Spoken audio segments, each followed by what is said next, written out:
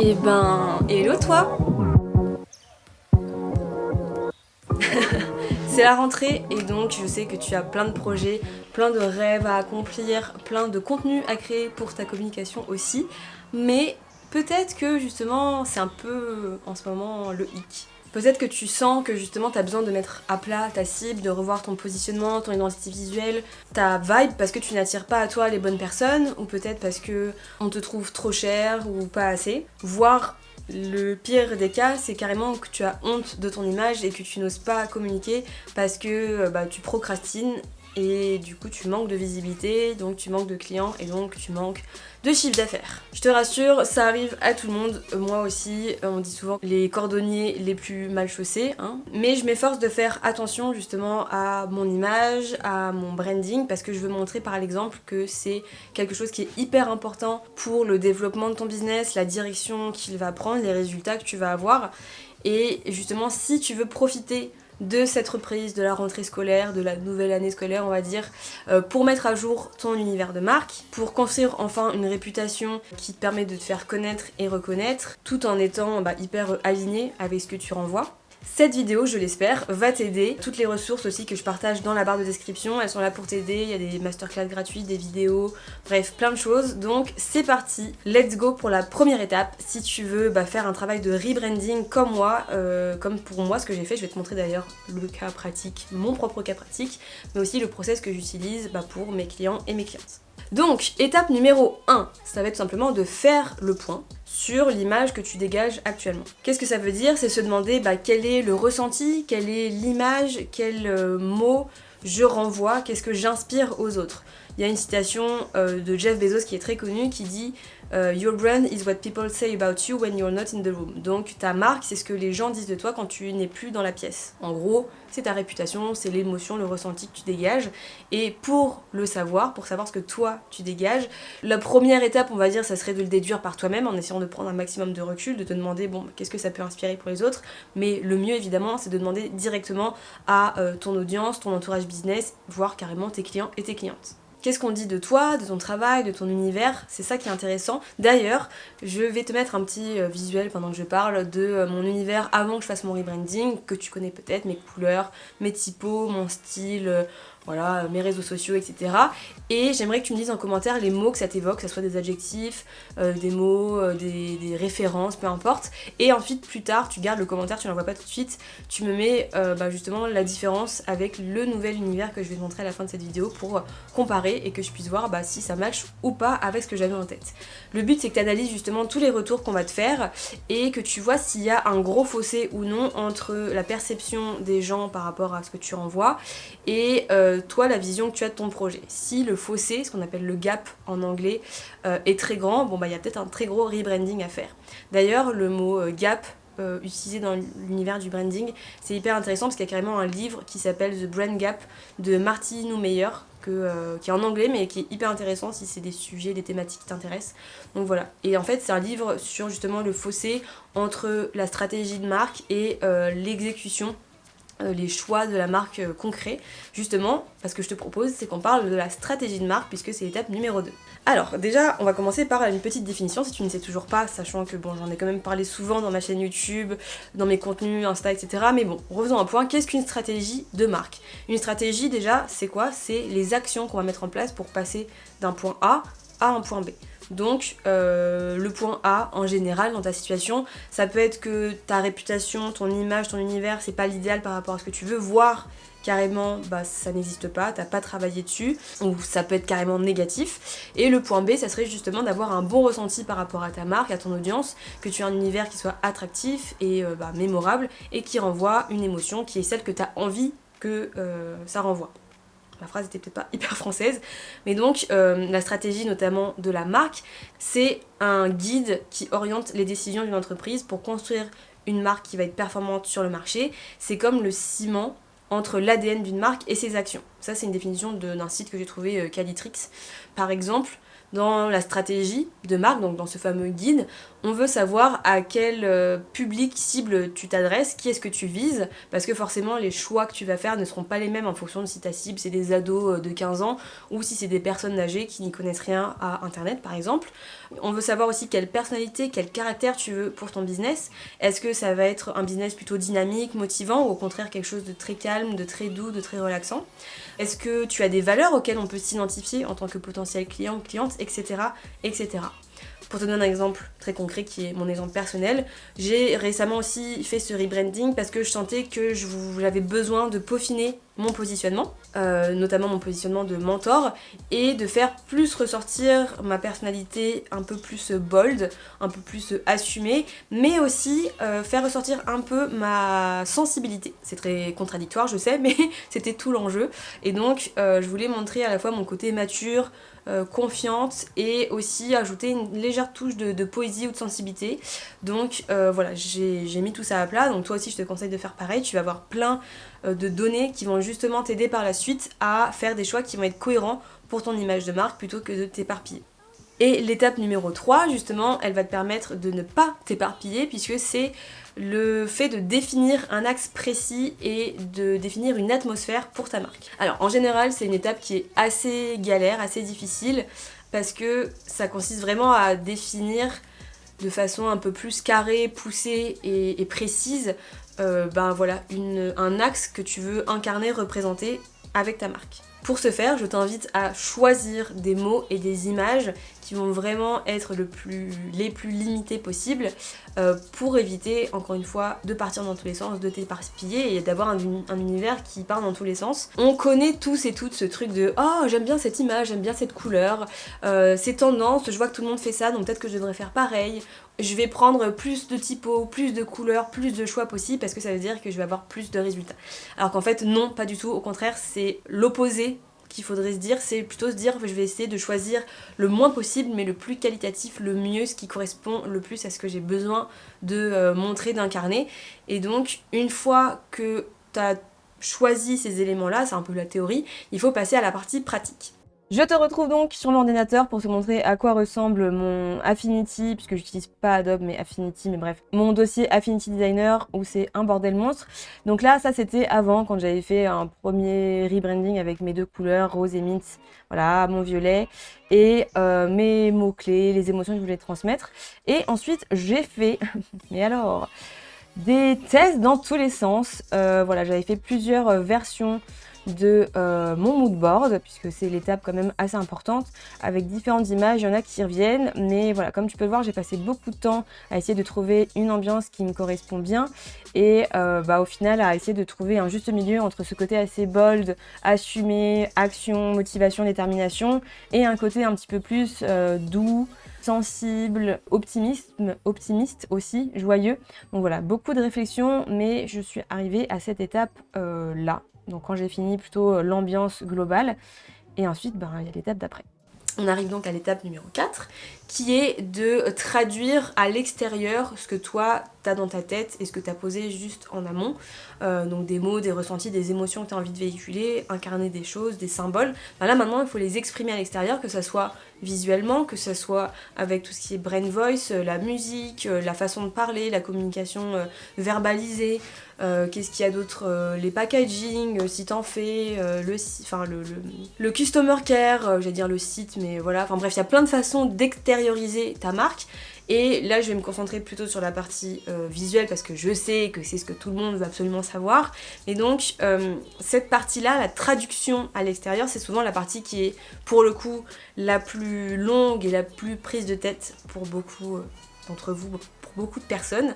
Sauf qu'en fait, justement, si on passe beaucoup de temps sur les étapes précédentes, on va en gagner sur cette étape actuelle. Plus vous allez prendre du temps pour définir votre cible, votre stratégie de marque, votre personnalité, votre ADN et votre atmosphère, à choisir des mots, des éléments, des images précises, plus ça va être simple pour cette étape-là. Bon, après, je ne te cache pas que même moi, alors que je suis experte, que je l'ai fait plein de fois pour moi, pour des clients et des clientes, J'ai mis du temps sur ce rebranding, ça a été chronophage et prise de tête, mais après c'est aussi très probable que ça soit parce que je suis très tatillonne là-dessus vu que c'est mon métier. Voilà, c'est ça aussi le truc chiant avec les cordonniers les plus mal chaussés, c'est que du coup on peut être beaucoup plus perfectionniste sur nos domaines d'expertise, donc bon c'est assez logique, mais voilà, ce que je te conseille c'est de te renseigner sur tout ce qui va être symbolique des couleurs, des typographies, des formes, etc. pour faire des choix qui sont alignés par rapport à ton mood board, ton ambiance que tu as définie auparavant, mais aussi par rapport à ce que le commun des mortels va analyser quand il va voir et percevoir justement ton univers visuel notamment. Et d'ailleurs si c'est quelque chose que tu veux développer, que tu as besoin d'en savoir plus, j'ai plein de vidéos de masterclass qui sont gratuites, tu as juste à t'inscrire et tu auras accès à tout ce contenu là. Encore une fois tout est en barre de description, mais voilà, ça va t'aider au niveau design et aussi si tu veux faire du personal branding, donc n'hésite pas à regarder, et si tu veux tu peux même t'abonner à la newsletter pour avoir des conseils, des infos, des vidéos, bref, tutti quanti. Avant-dernière étape, c'est le fait de tester et de mettre au propre les informations. Alors, déjà première étape, le test. Évidemment, malheureusement, ça ne suffit pas de choisir une gamme de couleurs sur Adobe ou sur Colors et 2-3 typos. La preuve, si je te mets ici un visuel, enfin je te mets 2 visuels avec les mêmes couleurs et les mêmes typographies, mais avec des proportions et des mises en page qui sont différentes, tu verras que le ressenti, le rendu est totalement différent aussi. Du coup forcément, donc ne mise pas que sur des couleurs que tu mets dans les mêmes proportions et 2-3 typos, parce que le ressenti va être encore une fois différent. Il faut aller dans le détail et pour ce faire il faut faire des tests. Il n'y a pas le choix, il n'y a pas à tergiverser, tu dois tester en situation réelle tes couleurs, tes typographies, tester différentes mises en page. Donc je t'invite à tester si tu utilises Canva, voilà, différentes utilisations de ce que tu fais, tester si les couleurs vont bien ensemble ou non, et de prendre le temps d'ajuster, d'optimiser, voire potentiellement de changer, voilà, ce que tu as fait comme choix, certaines couleurs si tu vois que ça fonctionne pas, et observer vraiment ce qui fonctionne ou non. Et une fois que tu as des combinaisons qui fonctionnent bien, que dans les tests que tu as fait, tu sens que le ressenti est le bon, voire que tu le confirmes auprès des mêmes personnes auxquelles tu as demandé leur avis, et ben tu mets tout ça au propre dans un document qui s'appelle le Brain Board. Mais si tu veux en savoir plus, j'ai fait une vidéo dédiée sur le sujet, donc clique sur le petit qui s'affiche, je ne sais jamais de quel côté, mais voilà, qui s'affiche quelque part. Donc quand je te parle de test, j'ai testé beaucoup de choses ici en termes de proportions, en termes d'association de couleurs, de formes, de typos. J'ai carrément fait une fausse page de site internet pour voir comment ça allait rendre, si les choses fonctionnaient ou pas. Bon, il faudra que je le fasse, clairement ça va prendre du temps, mais au moins j'ai un aperçu de ce à quoi ça va ressembler. J'avais fait d'autres tests avec différentes couleurs, différentes formes, différentes mises en page, mais j'ai trouvé quelque chose qui me correspond plutôt bien ici, et je te garantis que si je gardais les mêmes couleurs mais dans différentes proportions, une mise en page différente, ça ne rendrait pas du tout la même chose. Donc voilà, pour te montrer à quoi ça ressemble. Donc j'ai toujours du rose et du mint, mais avec des proportions différentes, des teintes légèrement différentes aussi. J'ai remplacé mon violet par un bleu marine pour le côté encore une fois un petit peu plus mature, et j'ai rajouté une nouvelle couleur qui est mon petit jaune un peu peps pour contraster et ajouter cette dose d'optimisme sans que ça soit voilà, du jaune soleil partout et plein de couleurs dans tous les sens. Mais voilà, c'est plutôt subtil, et pour le côté un peu plus sensible, j'ai toujours du beige mais qui est un peu plus présent, et je vais aussi mettre en place des petits traits. Alors là, j'ai fait un trait comme ça pour m'aider à visualiser, mais en fait, j'ai aussi fait des traits comme ceci à la tablette graphique, hein, mais avec un effet un peu plus crayon, pinceau, naturel, signé, comme si je le faisais à la main. Donc voilà, ça va fonctionner normalement pour le côté sensible. La transparence aussi, ça sera toujours le cas, mais je vais le jouer plus sur des effets de transparence dans mes designs, ou aussi des effets un petit peu comme ça, rayons, soleil, l'eau et les bulles. Donc j'ai trop envie de faire un shooting comme ça avec des bulles, un prisme, ce genre de petits détails. Donc bref, quand j'aurai le temps, je le ferai. Et puis voilà, des petites formes sympathiques aussi, pour le côté un peu plus bold, joyeux, mais aussi assumé quoi. Et en effet, on a cette nouvelle couleur qui est le rouge, qui vient aussi rajouter ce côté audacieux, on y va, femme qui s'assume, businesswoman qui s'assume. Mais en même temps, je vais pas le mettre de façon trop présente non plus. Et en fait, je vais aussi, en fonction de mes offres, mettre plus en avant certaines couleurs que d'autres. Par exemple, pour l'offre Unstoppable, c'est une offre qui est à fond dans l'engagement, le dynamisme, la motivation, le dépassement de soi. Donc, je vais plus miser sur le rouge. Et mes autres offres, comme mes coffrets, où c'est plus de la formation, de l'autonomie, voilà, des choses comme ça, et bien ça sera plutôt mon mint qui prendra le lead, on va dire, mais bref. Voilà en gros comment j'ai pensé, comment j'ai fait des tests et comment j'ai affiné ensuite mon univers pour finir sur un brand board qui est quasiment terminé. Je vais te le mettre, où est-ce que je l'ai mis ? Bon alors je ne l'ai pas exporté mais j'ai le fichier et donc on a bien mon logo que j'ai remodifié du coup avec les bonnes couleurs, ma photo de profil que je referai un jour du coup quand je ferai un shooting, mon mood board, mes différentes couleurs, mes typographies. J'en ai une quatrième que j'essaie de mettre un petit peu mais j'ai pas envie d'en avoir trop non plus. Quelques exemples de pictos, donc il faudra que je rajoute mes petites flèches. Mais voilà dans les grandes lignes à quoi ça ressemble, donc là j'ai bien mis tout ça au propre. Maintenant, l'étape finale, l'étape numéro 6, ça va être de communiquer, on veut du concret. Parce que là, tu penses peut-être que le plus dur, il est fait, et je vais avoir tendance à relativiser parce que c'est pas totalement le cas. Maintenant, normalement, si tu as tout bien fait, tu as un guide, comme on l'a vu, la stratégie de marque, c'est une forme de guide, le brand board, c'est un guide, voilà, tout ça, c'est des choses qui vont faire en sorte que ton business, que ton image de marque, elle va être claire, elle va être cohérente et elle va être inoubliable. Ça c'est la base, mais ensuite il faut que tu communiques pour incarner tout ça de façon concrète dans la matière, on veut que ce soit palpable. Et donc pour ça il va falloir mettre en place des actions, des stratégies, choisir des éléments, de créer du contenu, de mettre en place des choses pour que tout ce que tu crées, ça transpire ton ADN de marque et ça va passer par peut-être travailler sur ton pitch, faire des visuels, des templates pour les réseaux sociaux, de mettre en place ton site internet si tu l'as pas encore fait, de bien définir tes offres, de brander ta signature de mail, tes documents, ton expérience client aussi, ça fait partie du ressenti que tu vas créer autour de ta marque. Bref, tout ce qui permet aux personnes qui rentrent en contact avec ton entreprise de la comprendre et d'y associer une émotion, un ressenti et surtout le bon ressenti. Et maintenant on attaque la partie un peu plus concrète. Dans ma communication, quand je fais un post Instagram par exemple, maintenant je m'appuie sur mes couleurs. Ce que j'ai fait, c'est que j'ai fait un petit visuel comme ceci où il y a mes couleurs que je peux venir pipeter avec les codes aussi si besoin. Et donc je m'assure d'avoir les bonnes typos, les bonnes couleurs, je m'assure de la lisibilité aussi du texte, des visuels. Et puis voilà, ensuite on y va, on garde en tête tout ça et même dans ma façon de parler, dans ma façon de communiquer, je garde cette énergie, je garde ma façon d'être. Voilà, les musiques aussi, je garde des musiques qui sont un peu lofi, mais je vais peut-être rajouter pour certaines vidéos du lofi, mais quand même un peu plus dynamique. J'ai toujours ma façon de me présenter, hello toi. J'ai différents pitchs aussi en fonction de si je vais être plus dans le sensible ou plus dans le bold, on y va. Tu vas avoir une marque iconique. Donc voilà, pour t'expliquer un petit peu comment je m'y suis prise et mes réflexions aussi derrière mes choix de couleurs et de typographie. Donc là, vu que c'est un post back to school, où on est censé être dans le dynamisme, plus le côté bold, et j'ai mis en avant plus les couleurs voilà, rouge, rose, chaleur on va dire. Et puis pour certains autres posts, peut-être que je mettrai plus le mint ou j'alternerai. Et ce qui est top, c'est que maintenant, je réfléchissais à trop de détails, mais quand je mets des vêtements mint comme ceci, j'ai toujours un peu de rose rouge dans mes cheveux et je peux mettre aussi du rouge à lèvres pour faire un rappel. Et d'ailleurs, j'ai eu un super commentaire d'un nouveau Reels que j'ai publié là hier, d'une abonnée qui m'a dit trop bien, ton rouge à lèvres il ressort trop bien avec le mint, donc c'est que en termes de branding, on est bien.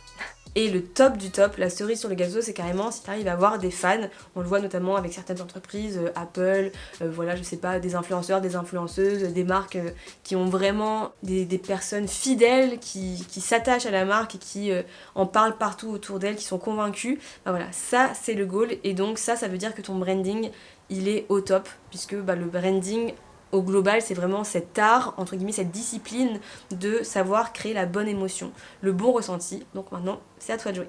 Bon là, on est vers la fin de la vidéo, peut-être que tu te dis, ok, j'ai la théorie, j'ai la pratique, mais concrètement, comment est-ce que je vais faire ? Est-ce que je vais y arriver sans changer tous les 4 matins ? Parce que ça, c'est quelque chose qui arrive, parfois on le fait une fois et puis ça suffit pas, on le refait, on n'arrive pas à trouver quelque chose qui nous convient.